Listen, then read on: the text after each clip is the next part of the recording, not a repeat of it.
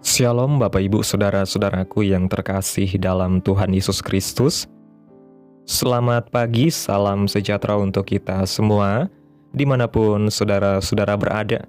Selamat berjumpa kembali di Renungan Kristen pada pagi hari ini. Kiranya saudara semua dalam keadaan sehat selalu, dan semoga damai dan sukacita oleh Roh Kudus melimpah dalam hati dan kehidupan saudara semua. Sebelum kita mendengarkan renungan firman Tuhan pada pagi hari ini, mari terlebih dahulu kita berdoa. Segala pujian, syukur, dan hormat, serta kemuliaan bagi Allah Bapa kami yang kudus dan kekal, Allah yang mulia dan ajaib, Bapa di dalam nama Tuhan Yesus Kristus.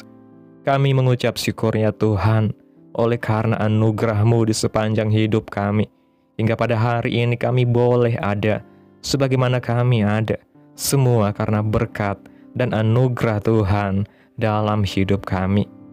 Pada pagi hari ini ya Tuhan, kami akan mendengarkan firman-Mu. Berbicaralah ya Tuhan, jamah hati kami, berikan kami pengertian untuk dapat memahami firman-Mu, dan ajar kami untuk dapat melakukan firman-Mu di sepanjang kehidupan kami. Berfirmanlah ya Tuhan, kami sudah siap menerima firman-Mu. Hanya di dalam nama Tuhan Yesus Kristus kami berdoa. Amin. Bapak Ibu Saudaraku yang terkasih, ayat renungan kita pada pagi hari ini terdapat dalam Injil Matius pasal 14 ayat 34 sampai 36 yang berkata demikian. Setibanya di seberang, mereka mendarat di Genesaret.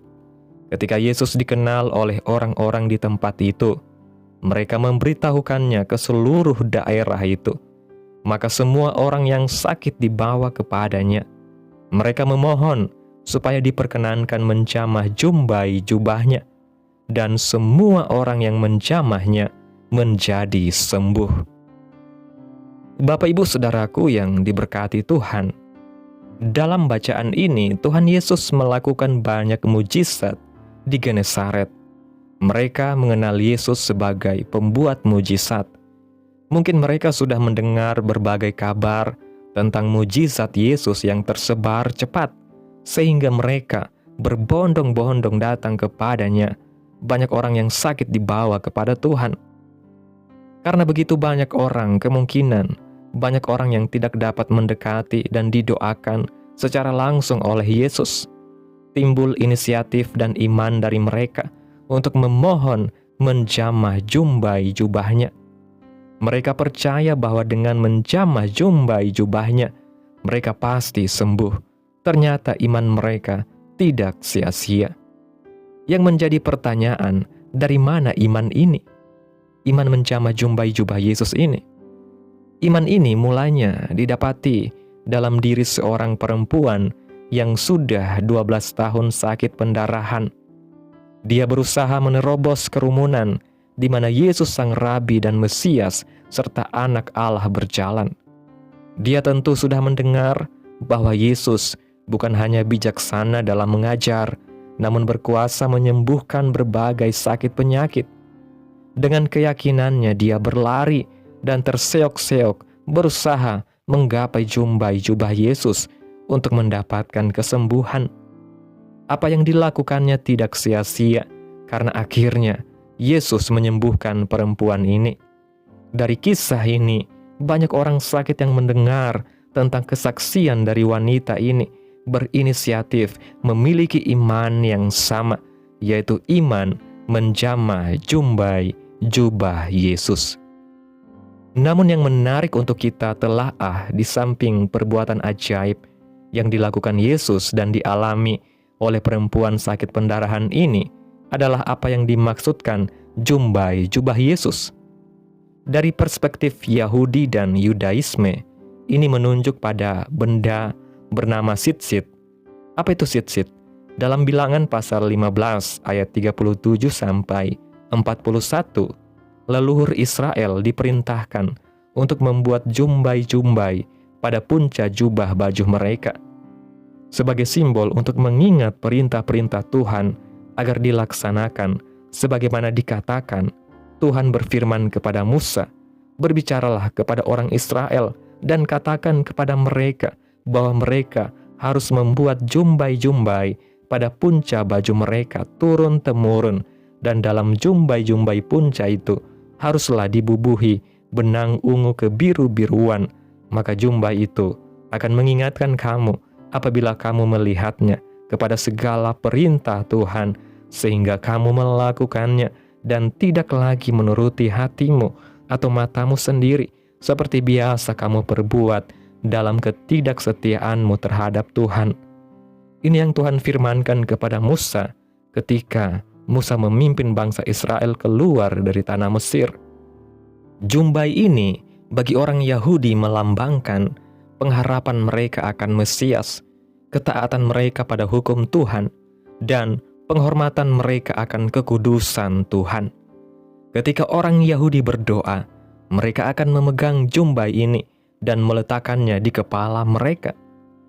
Dari sini kita mengerti sebenarnya perempuan yang sakit pendarahan selama 12 tahun ini mengharapkan 3 hal terjadi dalam hidupnya. Yang pertama, sebagai orang najis, ia rindu ditahirkan dan diikat dengan kekudusan Tuhan. Kedua, ia tahu jika ada orang yang dapat menyelamatkan dan menyembuhkannya, dia pasti Mesias. Ketiga, kesiapannya untuk menaati perintah Allah dan meninggalkan dosa. Iman yang benar akan kesembuhan ini yang menarik keluar kuasa Yesus. Yesus tidak perlu berkata, "Aku mau engkau sembuh," atau "Dosamu sudah diampuni." Yesus hanya meneguhkan iman perempuan ini. Bapak Ibu Saudaraku yang diberkati Tuhan, apakah kita memiliki dasar iman yang benar seperti perempuan yang sakit pendarahan ini? Iman untuk menjamah jumbai jubah Yesus.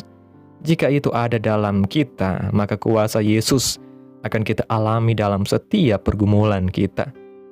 Iman menjamah jumbai jubah Yesus bukanlah iman yang berpusat pada benda, ritual, atau simbol semata, melainkan iman yang berakar pada pengenalan yang benar akan pribadi Yesus sebagai Mesias, Tuhan, dan Juru Selamat kehidupan kita.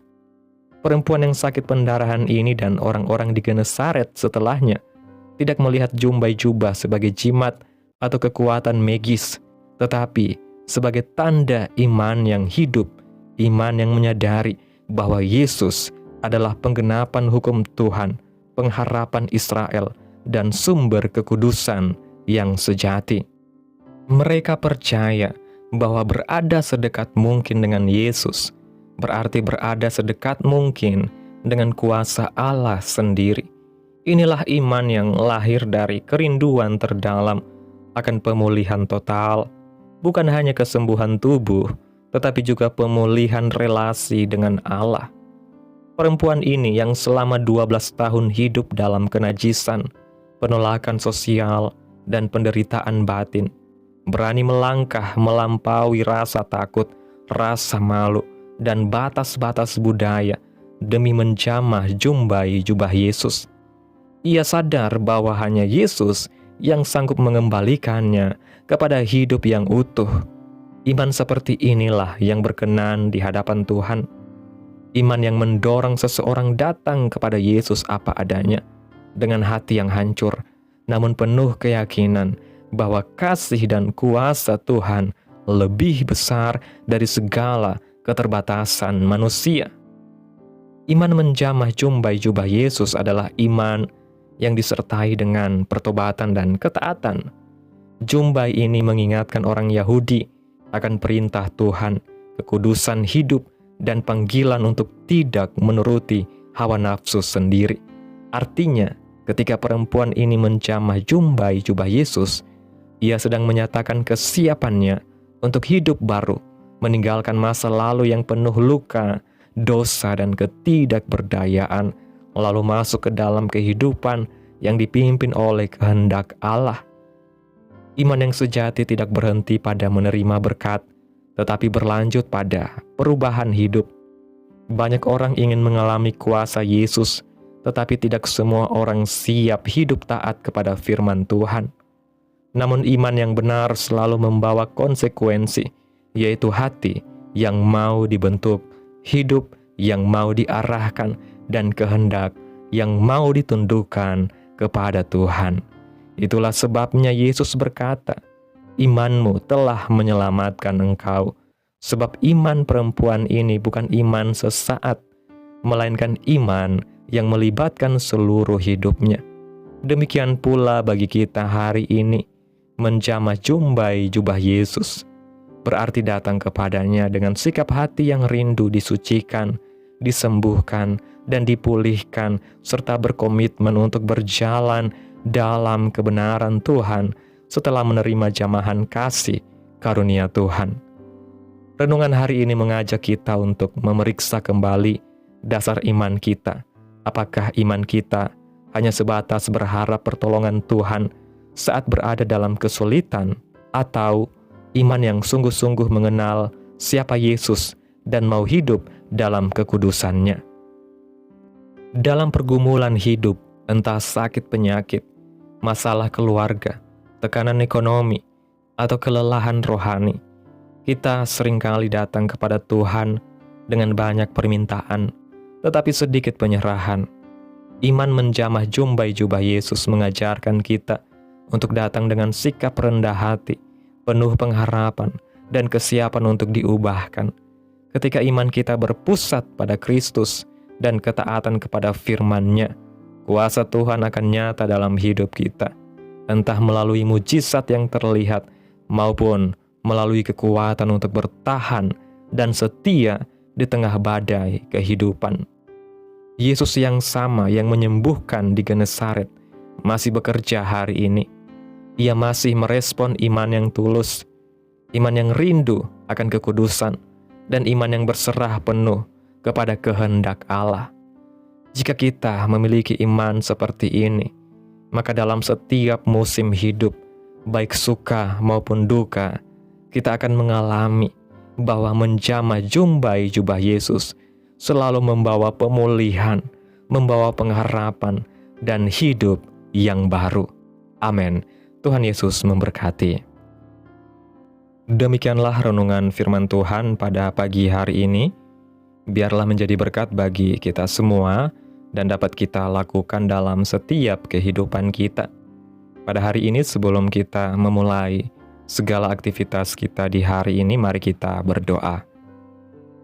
Segala pujian, syukur, dan hormat serta kemuliaan bagi Allah Bapa kami yang kudus dan kekal, Allah yang mulia dan ajaib, Bapa di dalam kerajaan surga, Allah yang kami tinggikan di dalam nama Tuhan Yesus Kristus.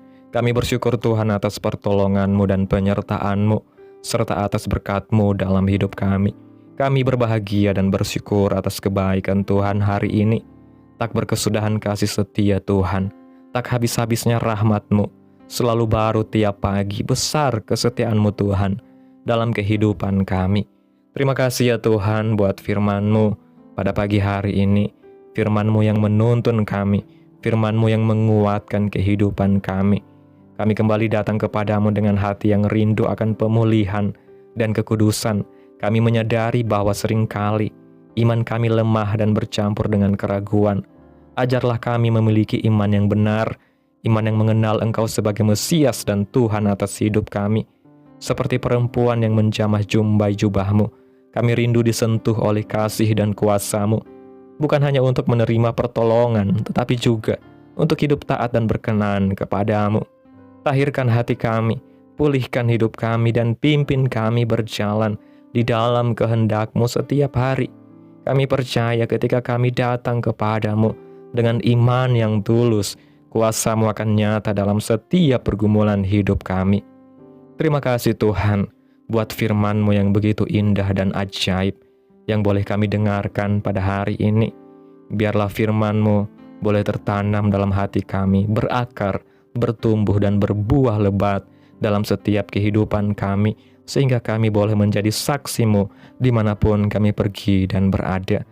Biarlah firman-Mu terus menyegarkan jiwa kami, menghidupkan hati yang lemah dan lesu, dan membangkitkan harapan dan kasih. Berkati umat-Mu yang sudah mendengarkan firman-Mu hari ini. Berkati di setiap saat, tempat, dan kondisi hidup mereka agar senantiasa selalu merindukan dan membutuhkan firman Tuhan sebagai pelita kebenaran yang memerdekakan dan penghiburan yang menguatkan. Ajarilah kami bahasa firman-Mu, dan bimbinglah kami untuk selalu hidup sesuai kehendak-Mu, agar kami selalu dekat kepadamu. Terima kasih ya Tuhan Yesus yang baik, buat kesempatan hidup yang masih Engkau berikan. Kami mau pakai untuk hormat dan kemuliaan nama-Mu. Segala pergumulan dan persoalan di hidup kami hanya serahkan di dalam tangan-Mu. Engkau yang akan menyelesaikannya bagi kami ya Tuhan. Kami hanya berharap kepadamu. Hamba berdoa ya Tuhan buat umat-umat-Mu yang sudah mendengarkan renungan firman Tuhan pada hari ini, yang saat ini sedang mengalami sakit penyakit, pergumulan masalah, kebutuhan ekonomi. Kiranya Tuhan jamah kehidupan umat-umat-Mu saat ini ya Bapa. Sembuhkan sakit penyakit mereka ya Tuhan. Pulihkan keadaan umat-umat-Mu, memberkati perekonomian mereka, serta Tuhan berikan jalan keluar dalam setiap pergumulan masalah yang umat-umat-Mu sedang hadapi. Dan ajarlah kami ya Tuhan untuk selalu berharap dan percaya sepenuhnya hanya kepada Tuhan Yesus. Kiranya Tuhan Yesus terus memberkati kehidupan kami, keluarga kami, sanak saudara kami, daerah tempat tinggal kami, bangsa dan negara kami, pemerintah kami. Biarlah semuanya dalam perlindungan-Mu ya Tuhan, dan kiranya damai dan sejahtera-Mu serta keadilan-Mu terjadi atas bangsa dan negara kami ini ya Tuhan. Dan jadilah sesuai kehendak-Mu yang terbaik dalam kehidupan kami anak-anak-Mu. Pada hari ini ya Tuhan, kami anak-anak-Mu akan melakukan berbagai aktivitas. Kami akan bekerja dan menjalankan tugas tanggung jawab kami. Kiranya Tuhan yang mampukan. Kami serahkan seluruh rencana dan agenda hari ini ke dalam tangan-Mu ya Tuhan. Biar Tuhan yang berkarya dan biarkan semua rencana sesuai dengan kehendak-Mu ya Tuhan. Tutup bungkus kami oleh kuasa-Mu ya Bapa. Hindarkan kami dari segala kecelakaan, mara bahaya, sakit penyakit, orang-orang jahat, kuasa-kuasa kegelapan, iblis, bencana-bencana alam, hal-hal yang tidak kami inginkan. Tuhan singkirkan, Tuhan jauhkan, Tuhan hancurkan, hanya di dalam nama Yesus. Ampuni dosa dan kesalahan kami ya Tuhan. Jadikan kami pribadi yang lebih baik setiap harinya. Jagai kehidupan keluarga kami. Berikan kami kesehatan dan tuntun kami untuk terus berada di jalan-Mu yang benar. Terima kasih ya Tuhan Yesus yang baik. Inilah yang menjadi doa kami. Mari bersama kita berdoa. Bapa kami. Bapa kami yang di sorga, dikuduskanlah nama-Mu. Datanglah kerajaan-Mu. Jadilah kehendak-Mu di bumi seperti di sorga. Berikanlah kami pada hari ini makanan kami yang secukupnya. Dan ampunilah kami akan kesalahan kami, seperti kami juga mengampuni orang yang bersalah kepada kami. Dan janganlah membawa kami ke dalam pencobaan, tetapi lepaskanlah kami daripada yang jahat, karena Engkaulah yang mempunyai kerajaan, dan kuasa, dan kemuliaan, sampai selama-lamanya. Amin. Terimalah berkat Tuhan. Tuhan memberkati engkau, dan melindungi engkau. Tuhan menyinari engkau dengan wajah-Nya, dan memberi engkau kasih karunia. Tuhan menghadapkan wajah-Nya kepadamu dan memberi engkau damai sejahtera. Terimalah berkat Tuhan di dalam nama Tuhan Yesus Kristus. Amin. Selamat pagi, selamat beraktivitas. Tuhan Yesus memberkati.